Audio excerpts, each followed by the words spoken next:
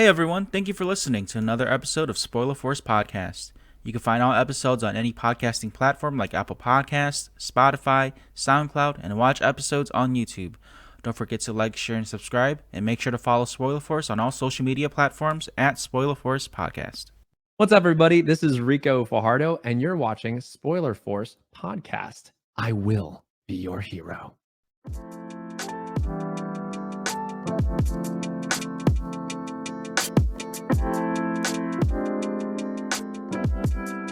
All right, so this is episode 120 of Spoiler Force Podcast. My name is Ricky, and thank you for tuning in. This week's guest is someone I got to meet at the Otaku Detroit Minicon. She's an artist. She does water painting, digital art, and she sells her art at conventions as well. So let me just bring my guest here, Jessica of Lilisys Art. Thank you so much for doing this today. Hey Ricky, how's it going? I'm good. I was actually surprised to have you on the podcast because I was reaching out to like a bunch of people from Michigan, and then you were one of the few that replied back. So I really wanted to kind of just go back to the Michigan roots and help bring up some artists there because I don't know if you know, but I recently moved to the Dallas Fort Worth area, so I'm not in Michigan anymore, but I still want to show some love to the artists there. Yeah, I appreciate it. Yeah, thanks for having me. Yeah, so like I said in the intro, we met at, I don't know if you remember, but we met at the Otaku Detroit Minicon. I bought your Tifa and Beidou prints. Oh, okay, cool. Yeah, I was like, I don't remember which ones you bought, but I do remember seeing you there. Yeah.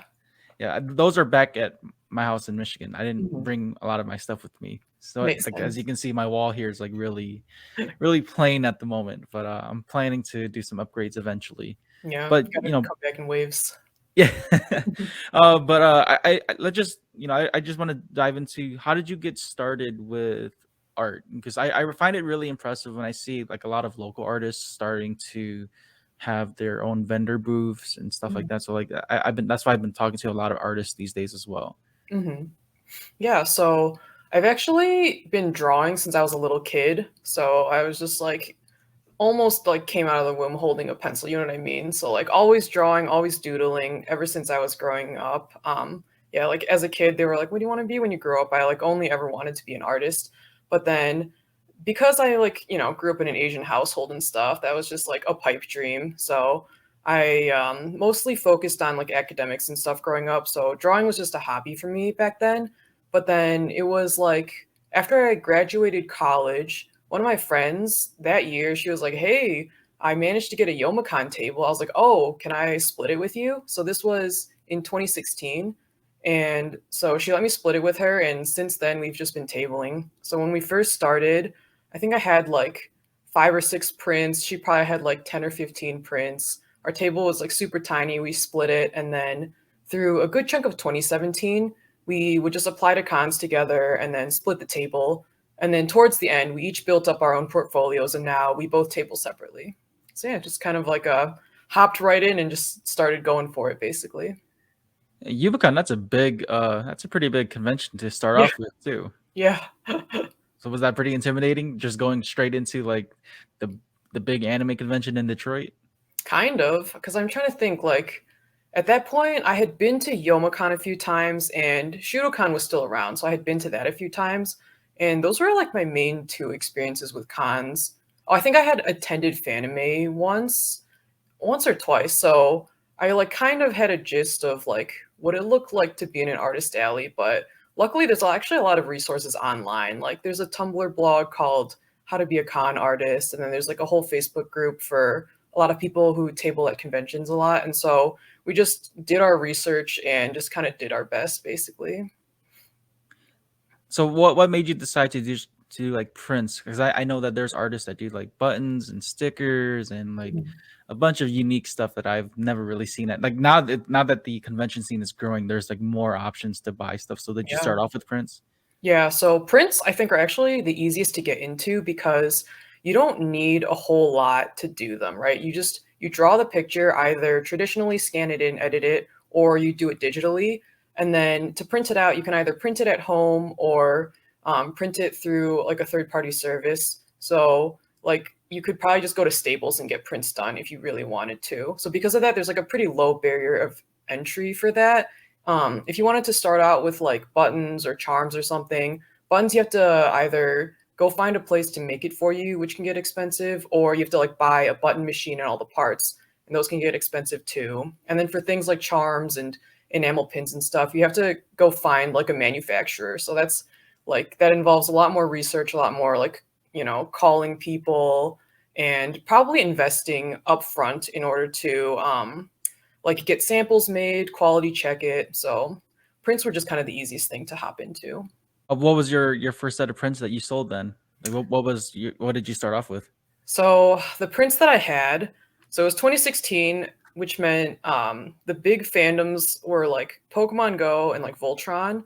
And so I had a set of Voltron prints that, well, so it's not technically Voltron. It's like, it's a crossover between Legend of Korra and Voltron. So I drew like the main Legend of Korra squad as like paladins of Voltron. So it was like Korra was blue, Asami was red, Mako was black, Bolin was yellow, and then for the green one, I put Jinora in there. So that's the one where people like, they'll look and be like, oh, I recognize these characters, but no, like rarely do people ever get the green one. They're like, they'll guess that it's like Opal or someone else. So I had that set, and then I had the 3 gym leaders from Pokemon Go, and then I have this one Miraculous Ladybug one. So I actually still sell a handful of those at my table. I think the Voltron one I'm trying to like phase out, and the Miraculous Ladybug one, sometimes it randomly does well. I feel like it's when the show like releases a new season, people are like excited about it again, that like I'll make some sales of that one. But yeah, it was pretty much just those. And then, oh, I think I had done Inktober that year, so I made a lot of like mini postcard prints of a lot of the drawings I did from that. Yeah, Inktober is a big one. Every Yeah. year, I love seeing like comic book artists or anime artists or any artist in general really do like their own take. I Mhm. know that people follow like a certain list that Mhm. comes out every year for Inktober. So did you do that too? Like you followed each day for each character, or you did your own variation of each day of drawing? Yeah, so I've kind of done a mix throughout the years. So that year, 2016, I followed their list for the most part, but then I think like midway through, I would alternate between that and there was like a Witchtober list or something. So I was like, you know what, I kind of feel like drawing something witchy. So I would, towards the end of it, I would alternate between the main Inktober list and then the witch one. And then that was a year where I did all 31 days. And I think 2017 through 19, I was not able to do all the days. I think I just like set out to do a handful and then like fell off of it. That's what most artists do, honestly. But then in 2020, because like no one had anywhere to go, I decided to sit down and fully do all 31 days. So for that one, I did a little project that I call Landscape Tober. So I was like, I miss traveling, but I've taken a lot of travel photos throughout the years. So I decided to sift through a bunch of my travel photos and just pick different ones. Like I just compiled a list for myself. Like, okay, here's some good reference images. So each day I just painted a different one of those. Yeah, I've noticed that you have some of those too, like the landscape ones. I know you did a leeway one. My nephew picked that one up Mhm. actually Oh yeah. for one of your deals that you had at the booth. Mhm. Um, So what started that? Besides, was it just the traveling then that made you decide to just draw landscapes and all that instead of like So characters? yeah, interestingly enough, the con that I added landscapes in was Otakon 2017. So Otakon's a con that requires half original art along with your fan art. So a lot more cons are implementing it now where they don't allow you to have fully fan art at your table. Like you have to have some original art. And I was like, well, I don't have time to draw like a lot of new stuff, but here's some landscapes I did like back in the day. So like one of them, I actually did it in high school and it's like one of my best sellers at my table. So I like put that one in and then like 2 or 3 other landscapes. And I think I only printed out like 2 or 3 copies of them because I was like, I don't know how well these are going to do at an anime con, but they actually did really well. People really liked them. They're like, wow, I rarely ever see landscapes at an anime con. And I found like a niche that I could just tap into. I was like, you know what? Like this appeals to people because it's like aesthetic, but also it like appeals to the moms who are kind of like required to chaperone their kids, right? They're like the kids are like all excited about like actual anime characters. And the mom's like, yeah, I can't relate, but these pretty landscapes, like these look nice. So I was like, you know what? I actually really enjoy painting landscapes, and people seem to really like them too. So I just started to paint more and more. You brought up Otakon doing like half and half. Does that work? Is that for most cons nowadays, or because I don't think I've ever heard of like having or seeing cons like require like original art and then like half fan art. I always thought it was kind of like the same thing. Yeah, so I don't think most cons have it. There's just a handful that do. So at that time, Shudokan also had that rule in place, and then Otakon had it. Youmacon is starting to implement it. So they were going to implement it in 2020, but then because of the pandemic and stuff, everything got pushed back. And so they're like, okay, we don't want to like limit artists in 2021. They're like, but then in 2022 for that con, they're going to do 50-50. I feel like I don't actually know the reason why, but my guess would be something about like the con not getting in trouble with like copyright or something. So they're like, oh, like, yes, these artists are like selling their own stuff, which it's like good and bad. It's like on one hand, you can promote your own original artwork, but then on the other hand, like, people are at cons to buy like fan art of stuff. So it's just like, Yeah. yeah, people are kind of like mixed on it, I think. Well, I spoke with an artist when I went to Nishi Fest here in Texas.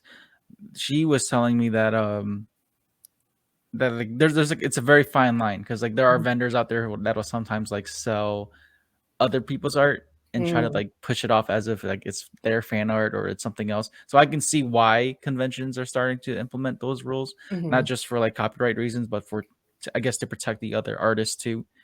Yeah. But yeah, I just with fan art it is tough because like there are from what I've heard was like you can't have like not so much tracings, but you can't draw it exactly like how the original artist does. You have to do like your own take on it. Yeah. So Mm. so It's kind of did you ever? I'm sorry. Oh, no, I was just gonna say, I think it's like kind of a point of contention in like the art community versus like just the general public. Cause like, um, sometimes people are like, oh, I just want to see like the Naruto art style or like Akira Toriyama's art style. Like, can you just draw it for me? But then, that's like, well, technically no, because then it's like I'm just copying their work. And then, yeah, it's a very gray area. Did you ever participate in the that Sailor Moon challenge a couple years ago, where like each artist had their own take on it? Yes, actually. I think, yeah, I chose to do it in gouache. Yeah. It's if you like dig back in my Instagram till like I think it was around like April or May 2020, the like redraw Sailor Moon one. Yeah. Yeah. Now I know you do watercolor. How do you implement that with digital art, or do you just scan it? How does that work? Yeah, so I do some watercolor and then some gouache. So gouache is very similar to watercolor, but the main thing that makes it different is it's opaque. So for watercolor, like you can usually see the layers of like, oh, I like added this paint layer, then that one on top, and you can kind of see it build up like that. And then it looks very translucent, but gouache often has a more like graphic look, like depending on how different artists use it, but it's an opaque medium, so you can layer lighter colors on top of dark ones after. So I've been using that more recently. But basically, what I do is I paint it just like on paper, like you do, and then I'll like for the last few years, I've just taken a photo with my phone and then just edited it because my scanner was like it did not scan at high quality, so sometimes it would wash out skin colors and stuff. So that's actually like how I do a lot of mine. Like I'll paint it, and then the next morning when it's like sunny, I just like hold it up and like try to snap a photo of it with my phone in good lighting and then just like throw it into Photoshop. Have you ever sold any of your originals at all, or do you still keep all of them? I've started selling some of the originals. I think at Youmacon, someone bought one of my Genshin landscapes, and then, yeah, there's like some that I want to sell, but they're in a sketchbook, which makes it kind of inconvenient because then I'm like, oh, I don't want to like cut it out of this sketchbook, and then there's like something on the back of it, so.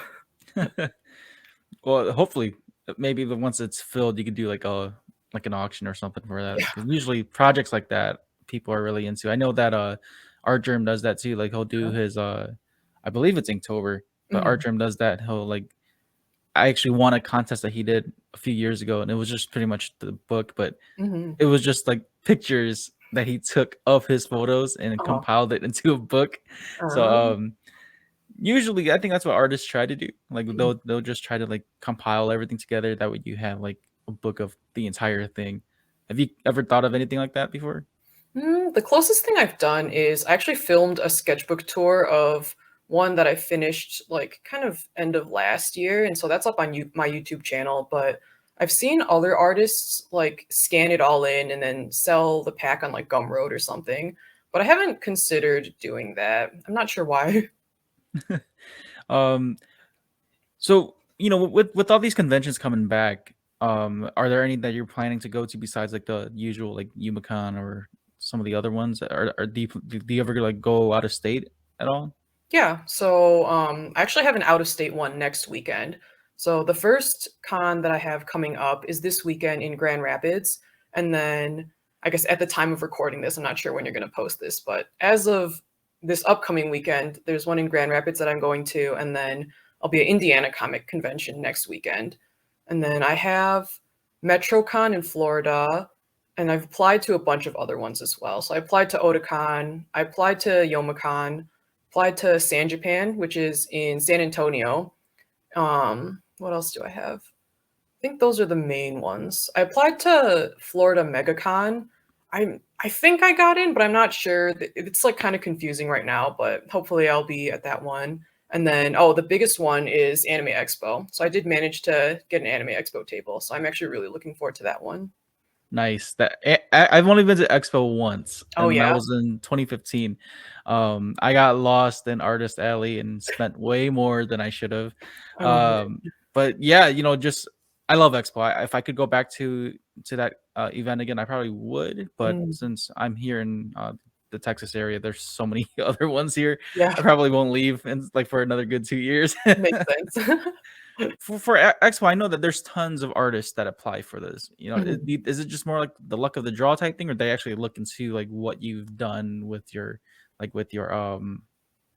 guess for like with your numbers when it comes to social media or what you've sold? Do they look into all of that? So it's dependent on the con. So Anime Expo specifically, they don't have any sort of jury. It's a first come first serve. So I think they have two waves. One wave is for returning artists. So it's like if you tabled the previous year, you can try for a table at like whatever date they set. And so it's just kind of like a mad rush. Like just get on that page, refresh. It's like you're buying concert tickets. Just refresh until like hopefully God lets you into that page and you can like fill out the form before other people do. And then there's like a second wave for people who either weren't able to renew their table at that one or just like new people. So I have tried to apply for it in the past, but I was never able to get in just because it's like a mad dash, first come, first serve. So do you ever plan to like I guess cosplay or dress up as well when you go to like big conventions like that?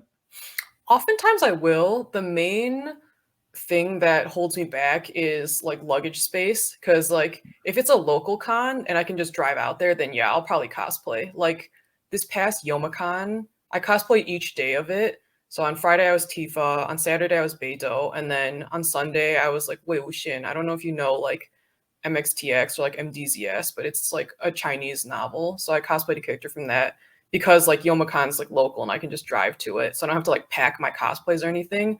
But for ones where I fly out, basically like I try to shove everything in like 2 or 3 suitcases, which are at like max capacity, like weight capacity. So I can like barely fit in other stuff. So if I fly to a con and I cosplay, it's usually like pretty lightweight stuff. Like I think I'll bring Nico Robin because she has like a light jacket and a skirt or just like casual stuff like that that like can be shoved in like a backpack or something. So for traveling, then for you, do you tend to drive out of state then? Because I spoke with another artist too that does that when they go out of state, like they mostly drive with all their equipment. But for you, like you have to bring like I don't know if you bring tables with you or anything like that. But is that something that you usually do, or do you tend to fly out? For me, I pretty much base it on distance. So I think the farthest that I've driven is for Otakon one year because like from Michigan it's like a 10-hour drive, I think. One time actually my friend and I, it was like me and 2 friends, we went to Virginia Beach for a con. That was our longest drive. I think that one was like 13 hours. I'm not really sure why we decided to do that, but we decided to do that. So that one was pretty long. But usually like for Midwest cons, right? If it's like in Chicago or like Indiana, kind of around here, like within 4 or 5 hours, I'll drive. I guess like I specifically don't drive. I like go with someone and they drive because I'm not good at like driving long distances. But for ones other than that, I'll like fly out. So any California ones, any like Florida, and then now like I think the last time I tabled at Otakon, I flew out with my friend. So it definitely just depends on the like driving distance. And like all of my equipment does fit in 2 suitcases. So what I do bring is there's like the big setup thingy behind. It's like a photography stand basically. So I bring that, and then all of my prints, all my merchandise, my button maker, those types of things. Generally, the convention will provide a table and 2 chairs, at least for artist alleys. I know that if you're doing an exhibitor's booth, which is like, those bigger ones in like the dealer's hall, I don't know if those come with tables usually, but those people probably drive because they have like, a lot of magazines or comic books, figurines to bring. Yeah, I've always wondered how that worked because eventually I want to try to see if I can split tables with people I know too, because I have a roommate who's who's into art, and he's been trying to get into the art game for like just vendors and stuff like that. So like when we went to the Nishi Fest event, we were just like asking a lot of artists like, how did you do this, or what was some advice they can give, because I know that with Anime Frontier coming up in December, it's in the Fort Worth area.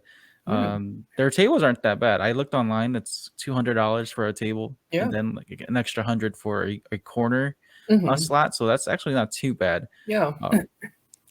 So with all these like conventions and trips, earlier you mentioned that coming from an Asian family, which I understand too. Did your folks like just come around to this, like, oh, Jessica's gonna just start selling art and that's fine, or are they kind of against it still? So when I started out, I actually did have a full-time job. So I worked in a software company, and that was like the main, like, this is how I'm supporting myself. Like I'm working a software job, which is like pretty much a super well-paying job. But I would just do conventions on the side. But I knew that like during I think towards the end of 2019, like even before the pandemic, I knew I wanted to take a break from tabling in 2020. So I actually didn't sign up for any conventions. So the pandemic actually worked out for me because then I didn't have like any FOMO. I was like, cool, like I already planned on not going to any cons, and now I don't feel like I'm missing out on not being at cons. So during that year, I just like worked on my art and like, kind of figured out like why I was drawing. Because one thing that I found while I was like half doing my full-time job and half like doing convention stuff on the side was like it was actually really tiring to juggle both, because I'd like get home from work, like eat something, and then like work on art. Or I also like worked on a lot of cosplay during that time too. Like looking back, I'm like, I actually have no idea like where I had that energy, or like how I managed to squeeze all of that into like a single day. But like through that, it was like kind of a challenge for me to like, am I just making this art to try to sell it? Do I even like the art that I'm making? Like, why am I doing this? But then as I was like taking a break in 2020, I was like, oh, actually I really like making art. I just really like painting. It feels good to not have to do it for someone else. And then in 2021, I like caught my stride again with art, and I was like, I just really want to draw and stuff. And around that time, I think like towards the end of 2018, early 2019, I was starting to burn out from my day job. Just like, projects were kind of tough. There were like tough deadlines, and like I was not great at like time management. I'm still like not amazing at time management, but basically like it led to me just being like kind of about my main job through like a good chunk of 2020, or a good chunk of like late 2019, that I like told myself, I was like, okay, at the beginning of 2020, I was like, if I don't love this job in September, like I'll quit and like find something else. But then the pandemic hit, and I was like, you know what, maybe I will keep my job. So I kept it through 2021. And then like partway through, I was like, every day I wake up and I just want to draw. I just want to make art. I really don't want to have to, like clock into work and stuff. So then I was like, you know what? We're just gonna quit. Like if I don't do it now, like right now, like I don't have a family or kids or anything to feed. Like I can just take care of myself. I've like built up some savings. So I was like, you know what, we're just gonna quit and do it. And like, so like going back to your question about like were my parents supportive, they were like fine with me doing it as like a hobby. And when I decided to quit, they were like, they actually thought it was a good idea because they could see like how burnt out I was from having to like balance all those things. I still think they think that I'm gonna like go back to software. They're like, I think they think like, oh, she's just taking a break right now. She won't do this full time, but we'll see. I don't know how that'll go. I think that kind of goes for like a lot of Asian parents. I think even my folks were like that too. Yeah. Like before I even did podcasting, I was really into like music or writing, or like I was trying to do at one point in my life, I was trying to do like MMA, and my folks were like, eventually he'll phase out of it. It's just another phase, like he'll Yep. get over it. He'll go to school and just let him like get all that energy out of him. And a lot of the passions I had, even though most of them died, like I never really wanted to pursue like school or like do something that was typical. Right. And then like with this whole podcasting thing, I pretty much I'm kind of like doing it how you used to do. I'm working a full-time job, and then I come home and do all this stuff. Right. But yeah, it's pretty much just like that's how my life is now. Just work, come home, do this, and repeat until the weekend. But yeah, like my folks are kind of like they're not so hard on me now, but then like the question's always like, what's your backup plan if this doesn't work out? They kind of want that safety net. Like I've mentioned this on several episodes too. Like I get where especially my mom, like I get where they're coming from now when it comes to just finances, or when it comes down to just being able to support yourself, because they don't honestly, like no parents wants to see their kid out there and struggle. But it's kind of like part of this whole artist, this whole artist industry thing. Like I said, there was another artist I spoke to, and we talked about like being a starving artist, and I really respect that, a lot of these convention artists like you and the ones I've spoken to before, like how much effort it takes just to go out there and make a little bit of profit when it comes to like setting up your booth, applying for tables, upgrading all of your equipment and all that stuff. And it takes a lot of time and it takes a lot of work just to do all of that. So, what are your thoughts on like just how far you've come now, seeing like how you did things before up till now? Is it progress that you find that, that you didn't think you'd be doing, or are you still planning to try to grow some more with your art too? Yeah, so it actually like is cool because I growth is one of those things where you never really realize how far you've come until you look back and like look at where you started. So I have a folder on my phone that's just like past Artist Alley setups, because it's like, oh, I can reference this one for the next one that I set up.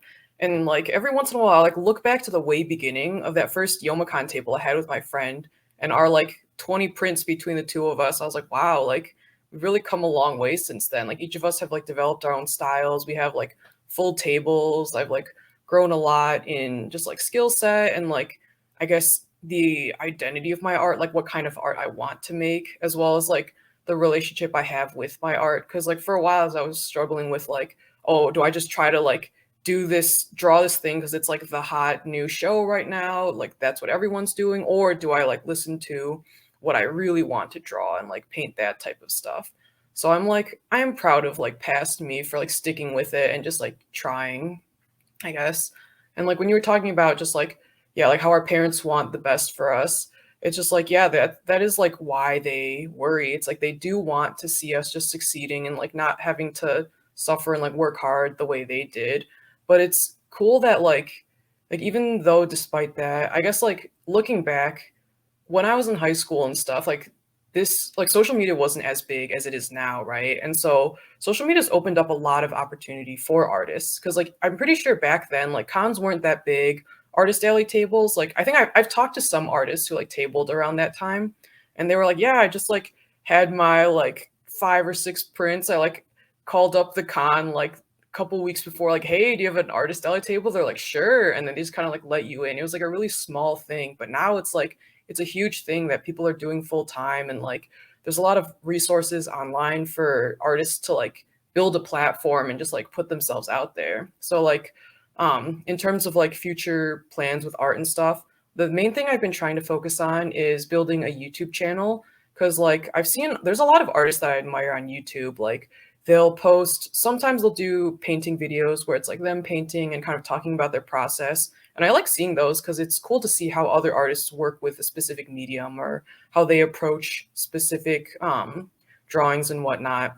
And they'll also post studio vlogs. So it's just like, oh yeah, did a life of like me doing my art thing. And so they'll just like pack orders, I don't know, like update some stuff online, take some breaks, do some sketchbook studies. So they're able to, you know, just post about themselves online, and they've built a following because other people are like me and really do appreciate them and appreciate the work that they put out, and will just like show up for them. And then like along with that, Patreon, right? That's like a big thing that didn't exist back then. So through that, creators can just like get, you know, financially supported by their fans and people who believe in them. So that's something that I want to work up to as well.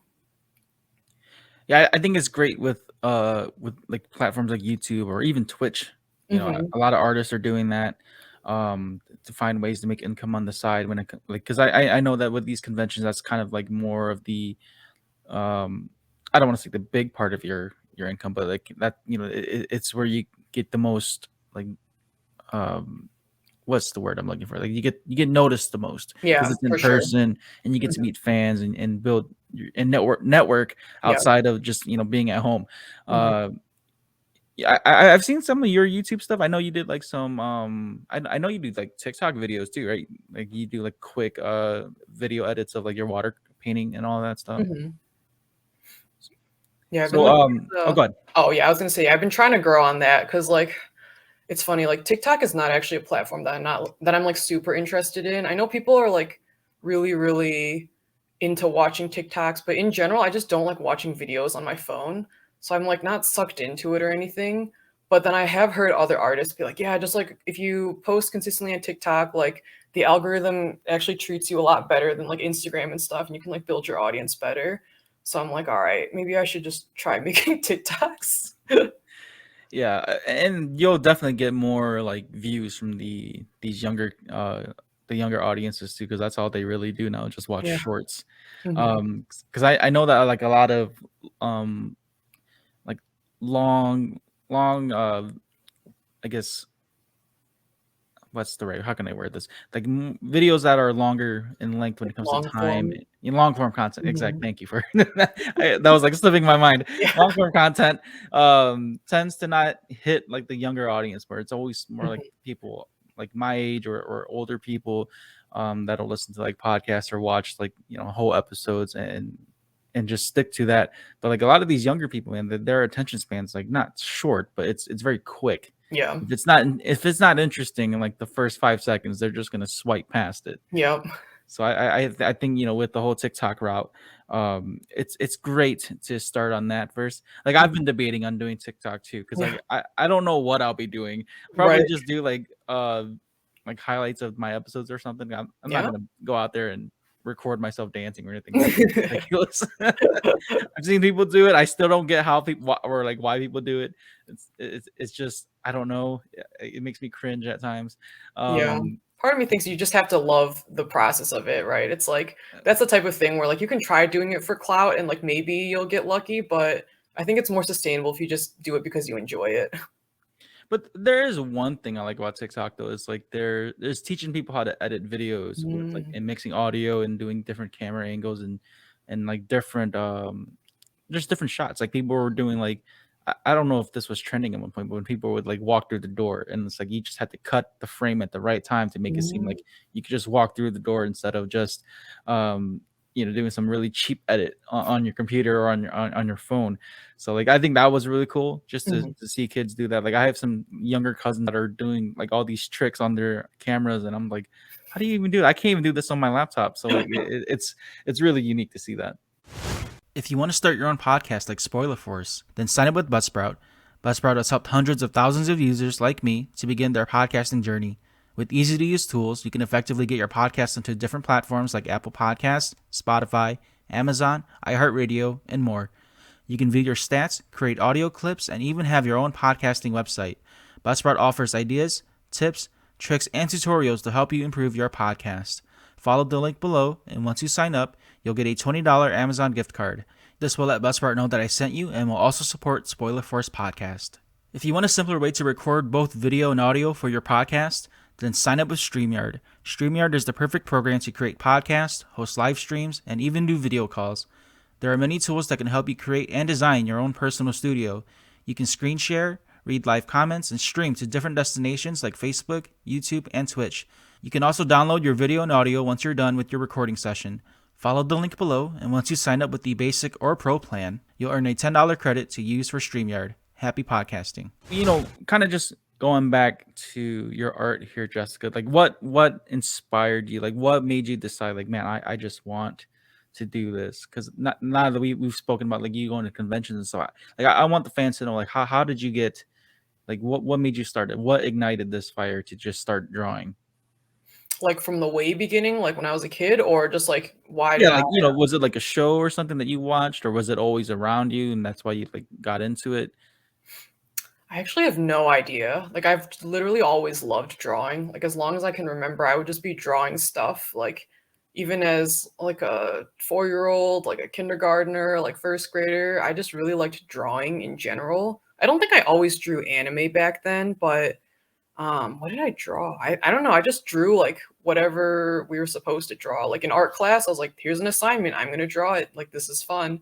But I think I started drawing anime in like 5th grade because like as a kid I definitely watched like Sailor Moon and stuff, like the OG for girls. Like Dragon Ball Z was also on, but like unfortunately I would just like fall asleep during that show. So don't hate me. I'm down to watch it again now, but I was like back then I was like, nah, I'm asleep right now. But yeah, just like there were some anime that I watched and I really did like those.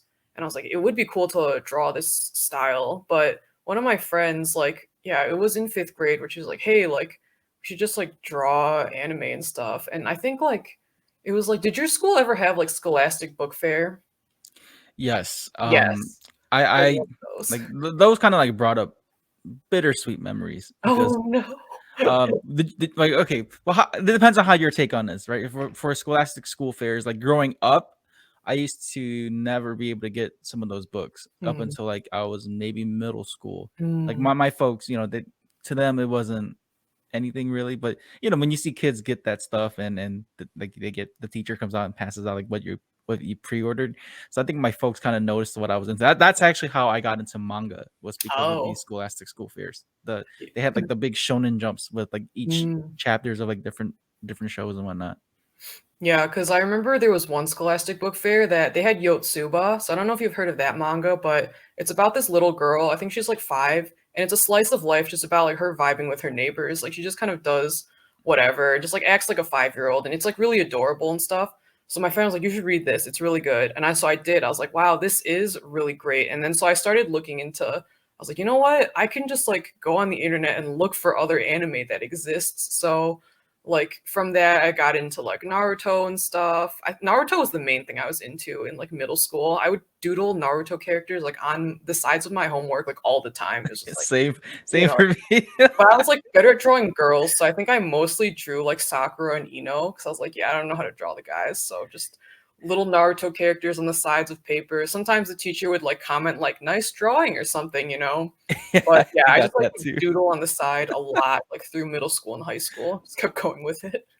I used to always do like the Konoha symbol, Oh or like yeah, the that symbols too. that each country have. Like I always doodled that on my homework. And I remember, like, now that you bring that up, I remember there was an assignment I had in like 6th grade, and the teacher like wrote a note to my mom. He's like, your son's, he maybe you should get him into art since he likes drawing on his homework. And I got yelled at. My folks were like, why are you doing that, Rick? I'm like, No. it's like, this sounds like this homework stuff's so boring. It just I just remember that it was just funny. I think that's, and because I got yelled at, that's why I stopped drawing. But I was never good at drawing anyway. I can't draw to save my life. I can't even color in the damn lines for at times.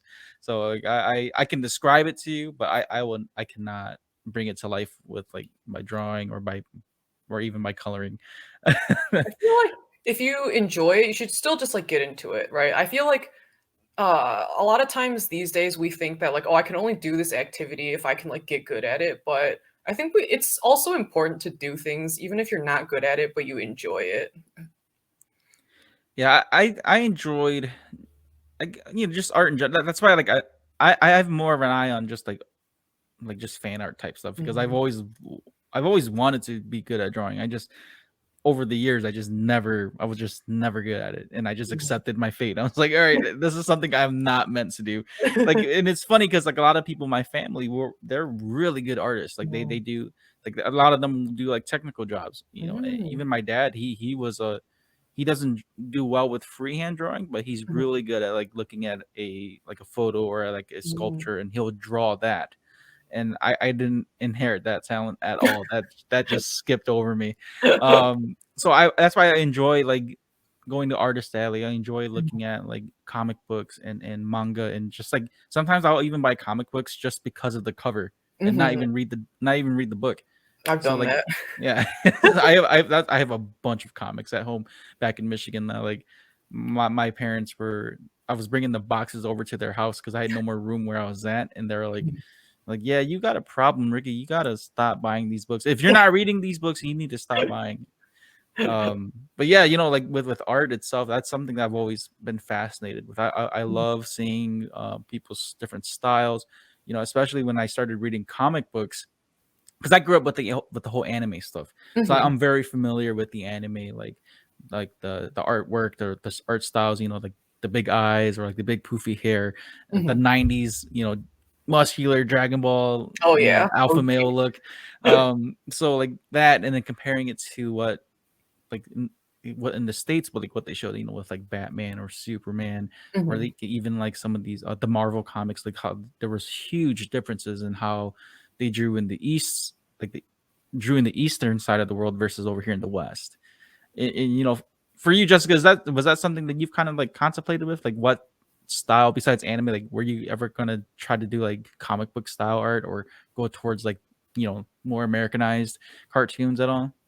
I guess like the closest would be just attempting realism. So I took some art classes in high school and stuff, and so sometimes you'd have to practice realism for those. And I guess like in that sense, sometimes I would try to incorporate just like more like proper proportions into my art, because like anime proportions are always like really stretched out or like kind of crazy. But I think I always tried to do more like more humanistic proportions, but I don't think I ever got to like the more like superhero muscly like type characters or anything. And like I'm trying to think. I don't really draw chibis and stuff. Yeah, for whatever reason, I've always just liked the more like adult anime looking characters. Though I do think it's cool when other artists like incorporate like a more Western style into things. And I feel like yeah, growing up, the main Western stuff I watched was like stuff on Cartoon Network. So like Powerpuff Girls, like Dexter's Lab. Those are the main two that I watched as a kid. And then like whatever's on Nickelodeon, like SpongeBob and stuff. I don't think I guess sometimes I wanted to try drawing the Powerpuff Girls because I was like, I really like the Powerpuff Girls, so I'm going to draw them. But I never thought about trying to incorporate that into my style, really. I feel like art style is not something that I think about all the time. Like one question that a lot of artists get asked is like, how do you develop your style? And like if you would ask me that, I'd be like, I don't know, just draw what you want and like eventually it'll just like develop. But yeah, I do think that like it is cool that now at like both Comic Cons and anime cons, you'll see like both. Like you'll see a mix of both. Like you'll see cosplayers of like superhero stuff, Star Wars stuff, as well as like anime stuff at yeah, whether you go to an anime con or a Comic Con. And I think like it's cool that, fandom in general just is more mainstream these days. So like more people can appreciate it. And then like you get to see fan art in even more styles than you would before. So like sometimes people will draw like superheroes and whatnot in like super cutesy style. I think that's really great. People will draw like what else? Yeah, like maybe like anime characters in like a more Western, like super stylized, like muscular looking style. Yeah, it's cool to see the variety that there is these days. Yeah, there's a lot of artists doing that too, like just pretty much like crossing over the different cultures when it comes to anime or like Western comics and stuff like that. I've seen quite a few. I don't know if you know who Jim Lee is. Jim Lee, he does like comic book art for DC and some Marvel stuff too. He's pretty well known in the comic book industry, but what he did on Twitch, I believe it was on Twitch, he did like a variation of Goku or even Cloud from Final Fantasy VII. Like he drew it as if he drew comic books, and it was really unique to see his take on it. But okay, so the question that I wanted to ask like came to my head now that I brought up Cloud. Like for Final Fantasy VII, like you drew Tifa. Have you done any other characters from 7, or was it just her? For character drawings, it's just her, but there is actually another Final Fantasy VII print at my table, but it's like hard to tell that it's Final Fantasy VII. It's actually a landscape of like Aerith in her garden, but the way I drew was like really impressionistic, so it's like kind of blurry, and like if you just kind of look at it, you're like, okay, this is some random like landscape, but then if you look closer, you're like, wait, those blobs are pink, and she has brown hair, so I think that's Aerith. So there's also that one. And I actually started like an acrylic painting of like a different shot of Aerith's garden, like back when I like finished the game in 2020. But I just like never got around to finishing it because I don't know, I like lost motivation, or like I didn't know how to like proceed through part of it. And I was like, yeah, I guess this is just going in the like work in progress pile that like every artist just has like an infinite work in progress pile. And I'm assuming you have quite a few then that are still work in progress still. Yeah, it's funny, like, because for a while, the last few years, I've been mainly doing traditional art. So I've like recently re-looked into my digital work in progress folder, and I'm like, some of these, like, I don't even really care about these characters anymore, so I don't think they'll ever get done. And that's the thing too, like with the hype of certain shows or hype of certain characters, artists tend to just jump on it really quick. Like I know Genshin is a huge one right now. I really liked your Beidou one. I think the Beidou one stood out to me the most, which is why I got it. And then I saw the Tifa print right next to it, so I had to like, all right, I'm gonna get that too. So no, but yeah, but like I was saying, Genshin itself, like the whole game and like the lore and all these the waifus and husbandos that are like really popular. A lot of artists are taking, I don't want to say taking advantage of it, but it just sounds wrong. But they're taking the opportunity of using their art styles and making like fan art of these characters. Or I know like a lot of the Genshin fandom does like their own, I believe the term is headcanon. So like they like to like push different ships and different like characters together. So with all of that going into like a game like Genshin, have you like do you, I guess, I don't want to say cater, but like do you go and like do pictures of like Ningguang and Beidou together, or like what's the other Chongyun and Xingqiu, like do you like do character arts like that, like half and halves, or like put them together as pairs and stuff like that? So it's funny because like I know that Genshin is like really trendy right now, but it's like the first time that I'm also like really, really invested in the trend. So it's like the art that I'm making, I know it definitely does not come from a place of like, oh, I'm just making this for other people. It's like, no, I'm making this for myself. So I have drawn one Beidou and Ningguang piece together. I did it for like, because it's cool. Like HoYoverse puts out a lot of contests for Genshin because they know how to like market themselves and generate hype and like build their brand. So they put out a lot of fan art contests to get artists hyped, like, oh, like we can win prizes from doing this and stuff. So I think I drew it for like their Lantern Rite contest last year. So I have a print of that at my table. It's Beidou and Ningguang together because I actually do like that ship. They're like the most married people in Genshin, honestly. Like all the even like the events and stuff, they're always together. They're always just like bickering, and I'm just like, yes, good job. But I think oftentimes I don't draw ships mainly because I'm like too lazy to draw two characters together. I'm like, man, I got to think of like a pose for them, and like I can't come up with something, so I prefer to just draw like single character illustrations. So one that I did recently was Xiao, because I was like, I know a lot of people like Xiao, but I was like, you know what? He's one of my main DPSs, so he deserves some love. And so I like drew him like in this intense pose, like jumping down like in front of the moon and stuff. I recently drew Raiden Shogun from like, because they had a contest for her, so I was like, all right, I want to draw her with, it's like her like a form on one half, but then like the boss, I guess, like awkward spoilers if you haven't done like the 2.5 content, but there's a boss fight and she has a interesting outfit there, so I drew that on like the other half of it. So it's like, yeah, and then I draw a lot of like Genshin landscapes, right? Because it's like, no, I like, one reason I really like the game is because of like all the beautiful landscapes, like the way that they incorporate in specific elements like per region, right? Like for Lilia, it's like the Chinese stone mountains. Like I really like those, and then how the trees, like there's a lot of really cool trees in Genshin. So I drew the one like Ajdaha tree, right? Because I'm like, yeah, there's just some weird crystal coming out of it. I'm gonna draw that. I drew like the perch, which is like the Tsurumi Island one. And so, yeah, just like I do feel like really inspired whenever I'm just like roaming around. And like the other thing is, so Genshin has a content creator program. So it's like it's open to like artists, cosplayers, like YouTubers, and a bunch of other people. I think like writers also, people who make like Genshin themed like food fan art type stuff.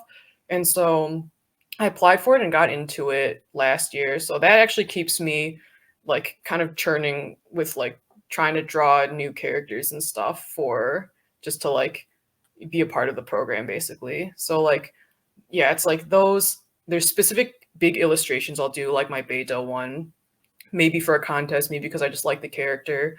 And then I also draw just like a little square face of the character, either like for their birthday or like when their banner drops. So right now I think I'm mostly caught up on people for like banner drops. So like any new ones I draw now are like probably just gonna be for their birthdays or something. But those ones I've actually turned into my main like Genshin button set that I sell at cons too. Yeah, I saw that. That was really cool to see like all the characters there. Mm-hmm. Okay, for this program that you're in for the whole Hoyoverse, is that for like for them just to push out like the content for of the different artists, or is that what it is, or are they Yeah, I like think so. It's yours like, like oh go ahead.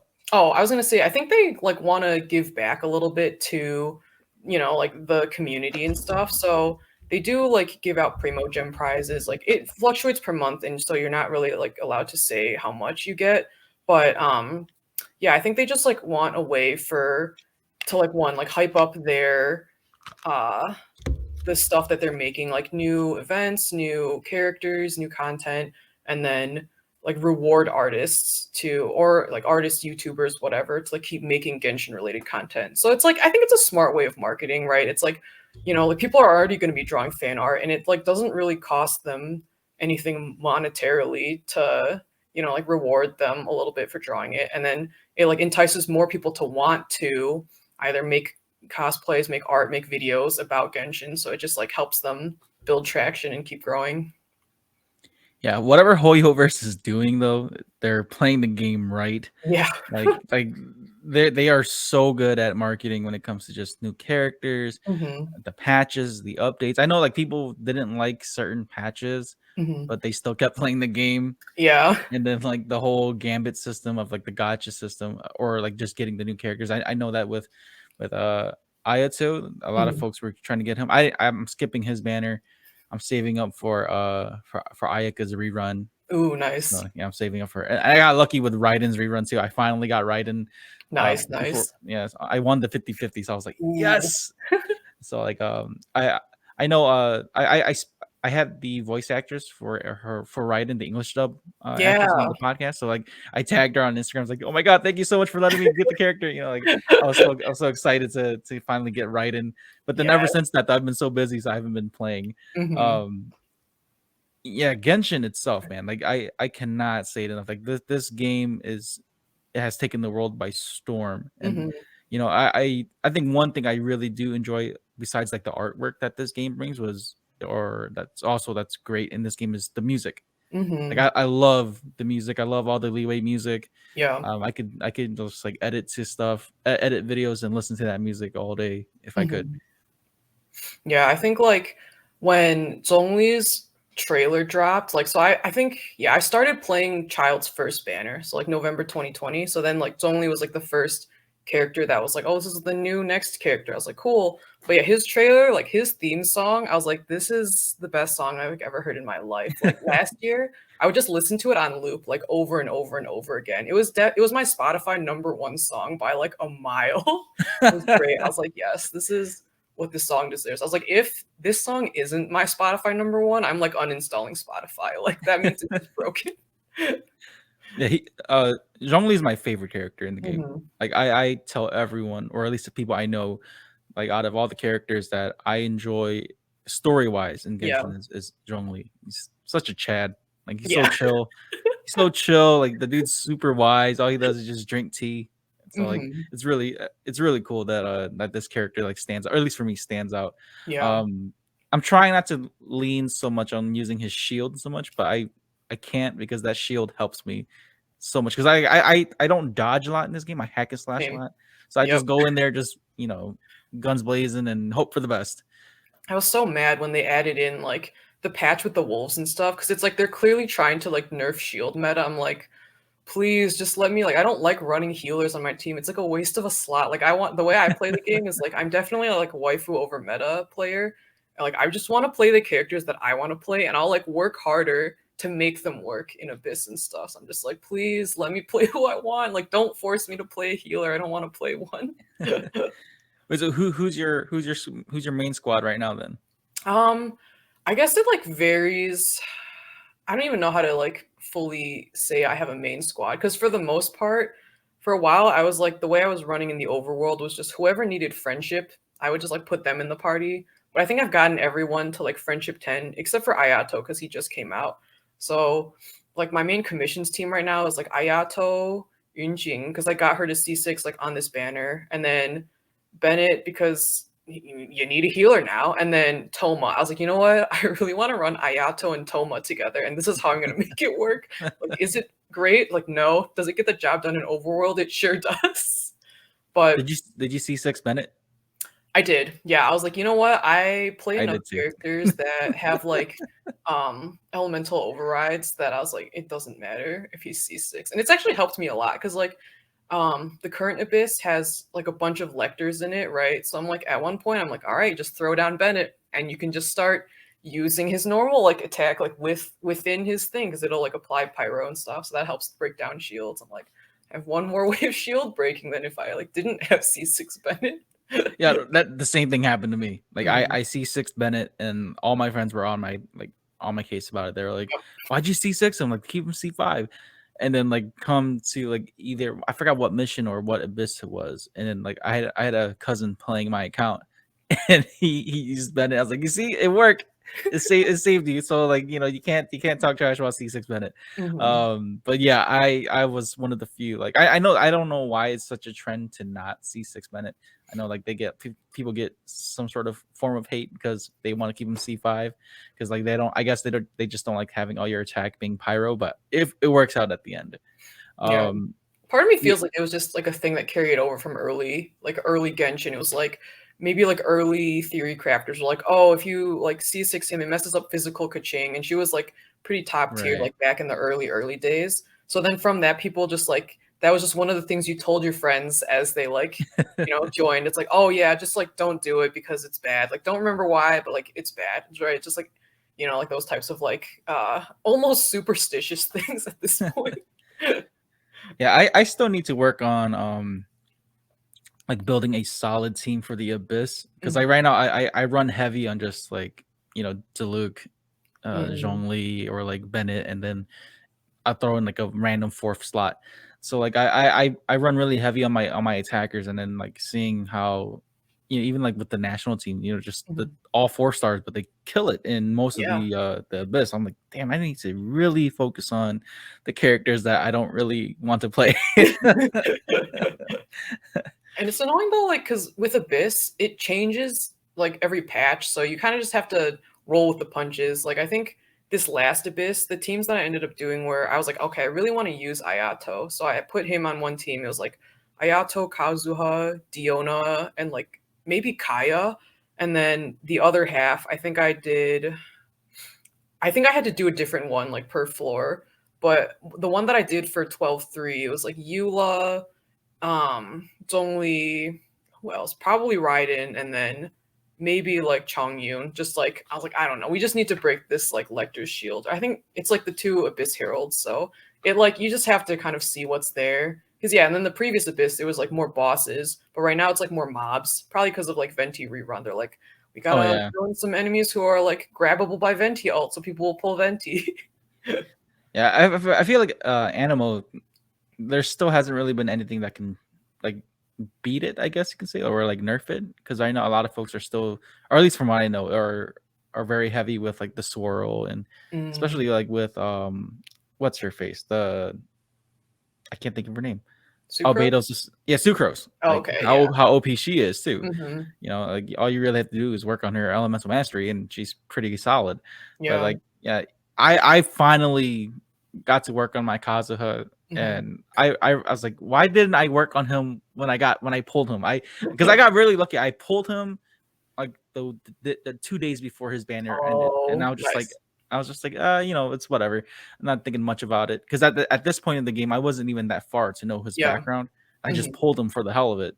Yeah. And then after catching up with the game and leveling up, I'm like, I hate that I waited so long to finally get this character up. Yeah, I definitely pulled him because he's like Beidou's crewmate and she's my main. So I was like, we're doing it for the lore, just so she has a buddy. But I was like, well, good thing I did, because he's actually come in handy in so many cases. Like there was one Abyss where I was like, oh, the only team I can beat it with is like the Kazuha Child Bennett Xiangling team. I was like, oh, I really don't want to play this team, but it's the only one that can do it. So I'm like, fine. So I mean, you know, Jessica, I know that I don't know how much time you have left, but you know, the hour is almost up here. You know, before we wrap things up, I just want to say thank you so much for your time. You know, we're just talking about your artwork and geeking out about anime, Genshin, and all that stuff. So thank you for that. For the Oh yeah, no problem. Yeah, I really appreciate. Like I said, I appreciate your art style, and I really enjoy your work. So wanted to just go on, like bring you on and you know, share what you've done to the listeners and to any new listeners or new watchers too. And you know, because of that, if there are viewers or listeners that want to follow you or find your content, how can they find you? Yeah, so the main platforms I'm on right now are Instagram, Twitter, and YouTube. So Instagram and Twitter, it's _ Lilisys. So Lilisys is on the screen, but it's Lilisys. And then my YouTube channel is Lilisys Art. And I recently just launched a Patreon, so I'm on there as Lilisys as well. Perfect. I'll have those links and to your social media and to all of your other stuff in the show notes and description. But yeah, Jessica, thank you so much for your time. I can't say it enough. If you ever want to come back on and just geek out about Genshin, or you know, showcase more of your artwork, I'd love to have you back on the podcast here. Yeah, thanks, Ricky. Hopefully I'll see you either back at a Michigan con, or if I go out to a Texas con, hopefully we can meet up there. Oh yeah, for sure. Definitely keep in touch for sure. Yeah, I don't know when I'll be back in Michigan. I know I'll be going back for a wedding, but I don't think I'll be going to any conventions up there. But yeah, again, thank you guys for listening. This is episode 120 of Spoiler Force Podcast. Make sure you like, share, and subscribe. Make sure you follow Jessica on all the social media links again in the show notes there. But yeah, that's pretty much it for this episode. Thank you guys so much and have a great day.